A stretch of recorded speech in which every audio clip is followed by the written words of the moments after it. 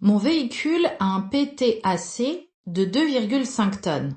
Mon permis de conduire de catégorie B seul me permet de tracter une remorque dont le PTAC est égal à 500 kg, réponse A, 750 kg, réponse B, 1200 kg, réponse C, 1500 kg, réponse D.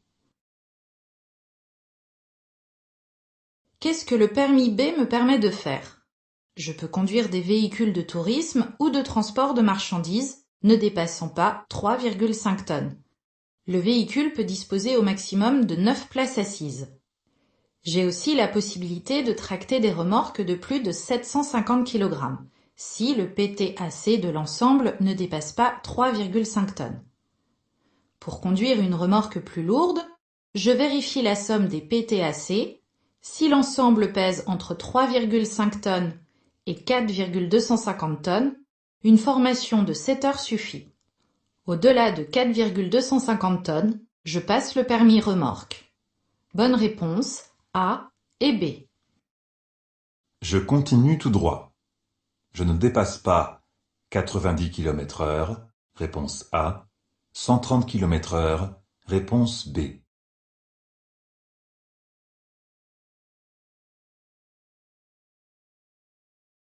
Qu'indique la signalisation? Le marquage au sol signale une voie de décélération. Les panneaux à droite précisent que cette voie permet de se rendre sur une aire d'autoroute et que la vitesse est limitée à 90 km/h. Je vais tout droit et je circule sur autoroute. La limitation de vitesse est de 130 km/h. Bonne réponse B. Ce panneau signale qu'à la prochaine intersection, je serai prioritaire, réponse A, non prioritaire, réponse B. Qu'indique ce panneau? Les panneaux triangulaires signalent un danger. Le symbole à l'intérieur précise qu'il s'agit d'une intersection, plus particulièrement une priorité à droite. Je céderai le passage aux usagers arrivant à droite. Bonne réponse B. Je passe. Réponse A. Je m'arrête. Réponse B. Je ralentis. Réponse C.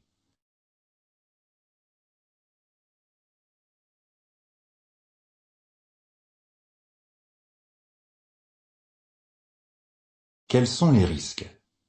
Le véhicule gris est arrêté à cheval sur le trottoir et la chaussée. Des usagers arrivent en sens inverse. Je dois éviter une collision d'un côté comme de l'autre.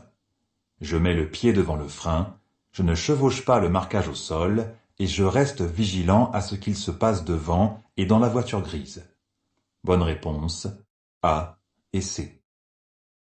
Je risque la détérioration du moteur si l'entretien n'est pas effectué. Oui, réponse A.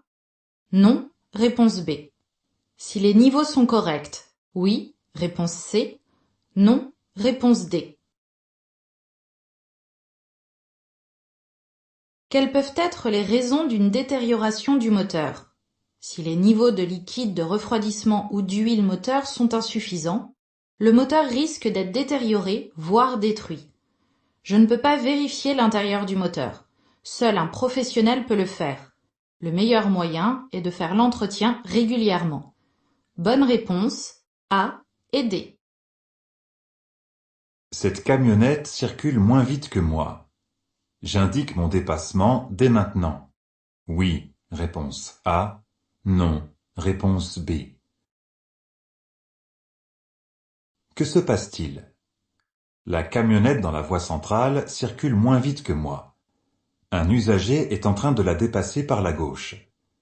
Je ne peux pas dépasser par la droite. Si je me place immédiatement dans la voie centrale, la distance de sécurité sera insuffisante. Je ralentis pour augmenter la distance de sécurité et pour dépasser plus tard. Bonne réponse B. Dans ce tunnel, j'allume les feux de croisement, réponse A, les feux de route, réponse B. Je peux dépasser une motocyclette. Oui, réponse C. Non, réponse D.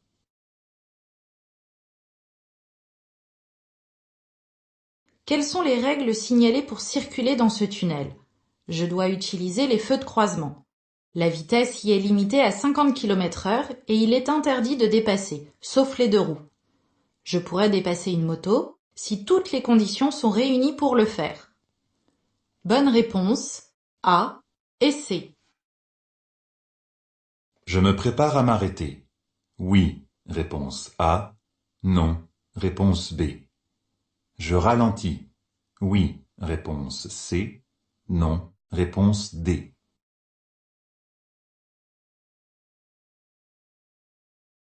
Que se passe-t-il? Le feu vert m'autorise à m'engager. La circulation devant est ralentie. Je vais franchir une traversée de voie de tramway. L'arrêt de tramway n'est pas loin et des piétons vont traverser. Même si le feu est vert, je ralentis. Le temps d'arriver à la traversée de tramway, les piétons traverseront. Je m'apprête à m'arrêter. Bonne réponse A et C. Je paramètre mon GPS. En circulant de préférence? Réponse A. Avant de partir en circulation? Réponse B. Qu'est-ce qu'un GPS? Ce dispositif permet de programmer mon itinéraire d'un point A à un point B. Pour le paramétrer, je regarde et manipule l'écran. Je ne peux donc pas être attentif à la conduite. Je paramètre mon GPS avant de partir pour ne pas être distrait pendant la conduite. Bonne réponse B. Quel que soit le véhicule, je peux installer 2 personnes avec une seule ceinture de sécurité. Oui, réponse A. Non, réponse B. Quelle est la règle? Une place égale une personne égale une ceinture. Quel que soit le véhicule, j'applique cette règle. Bonne réponse B. La situation ne présente aucun risque. Oui, réponse A. Non, réponse B. Je serre à droite de ma voie. Oui, réponse C. Non, réponse D.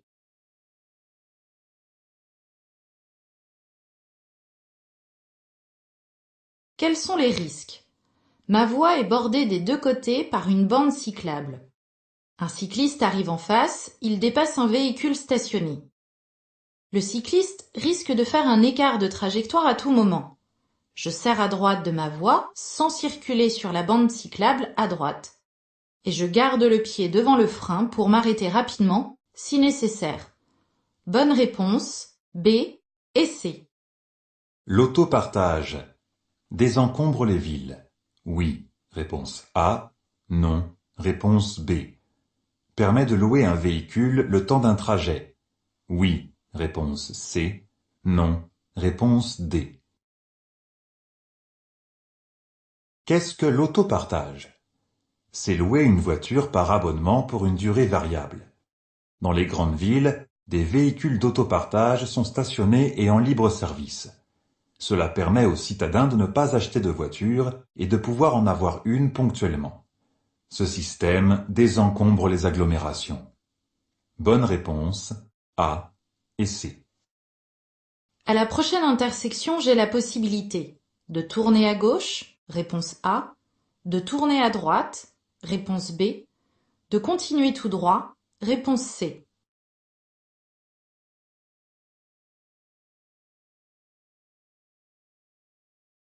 Pourquoi appliquer les règles en place? Les panneaux de signalisation et le marquage au sol indiquent les règles de circulation et de priorité à respecter.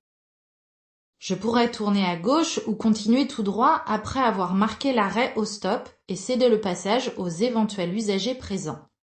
Bonne réponse A et C. Je dépasse. Oui, réponse A. Non, réponse B. Quels sont les risques? Ma voie est étroite et est séparée de la voie de gauche par un terre-plein central. Je suis très près du cycliste. Si je n'adapte pas mon comportement et l'allure, les risques de collision avec le cycliste sont importants. Je ralentis pour augmenter l'intervalle de sécurité avec le cycliste. Je dépasserai plus tard si toutes les conditions de sécurité sont réunies pour le faire. Bonne réponse B. Avant de partir du véhicule, je vérifie que toutes les vitres sont fermées. Oui, réponse A. Non, réponse B. Pourquoi prendre des précautions avant de m'éloigner du véhicule? Je dois limiter les risques d'effraction ou de vol de ma voiture.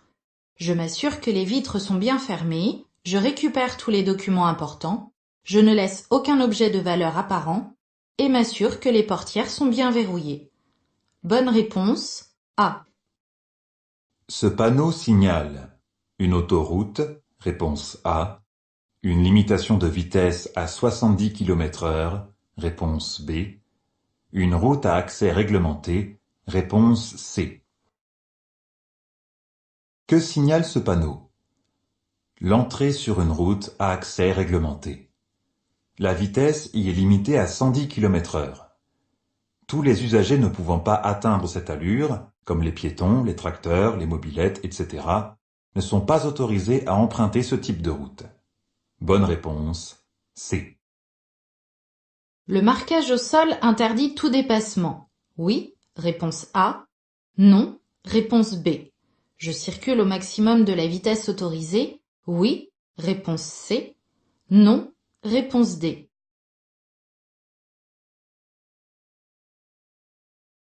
Quels sont les risques? Le virage réduit la visibilité vers l'avant. Il y a de nombreuses sorties de propriété et il y a une intersection peu visible à gauche. Je ralentis pour m'arrêter au cas où un usager surgirait. La ligne centrale est une ligne de dissuasion. Elle autorise le dépassement des véhicules circulant lentement. Bonne réponse B et D. Je me rabats à droite, réponse A. Je continue le dépassement, réponse B. Que se passe-t-il? Un engin d'entretien est en action sur la voie de droite. J'adapte mon comportement et l'allure pour limiter le risque d'accident. Je continue le dépassement en restant dans cette voie. En dépassant l'engin, je serrerai le bord gauche de ma voie sans chevaucher le zébra central. Bonne réponse B. En cas d'accident dans un tunnel, il est conseillé d'écouter la station radio de l'exploitant. Oui, réponse A. Non, réponse B. Quels sont les risques dans un tunnel? Le moindre événement peut prendre de graves proportions. Pour limiter le risque d'accident, je respecte les limitations de vitesse et les distances de sécurité qui s'appliquent en circulation et à l'arrêt. La station radio permet à l'exploitant du tunnel d'informer les usagers si un événement se déroule dans le tunnel. Grâce à ces informations, je sais ce qui se passe et je sais quel est le comportement à adopter. Bonne réponse A. Pour stationner dans ce parking, je braque les roues à gauche. Réponse A. J'enclenche le frein de parquage. Réponse B. Je replie obligatoirement les rétroviseurs. Réponse C.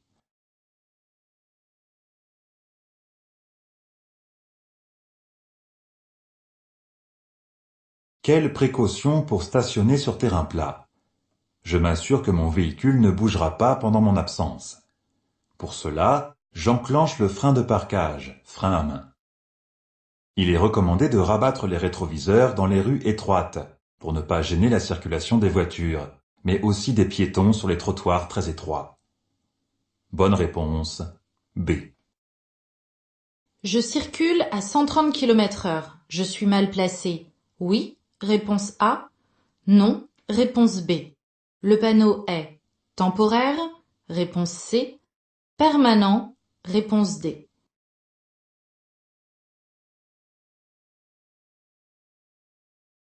À quoi sert cette voie?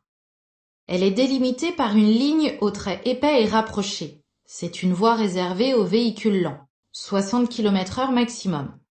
Je dois être dans la voie la plus à droite que je puisse utiliser, la voie centrale. Ce panneau est sur un support permanent et n'est pas jaune. Il s'agit d'un panneau permanent. Bonne réponse A et D.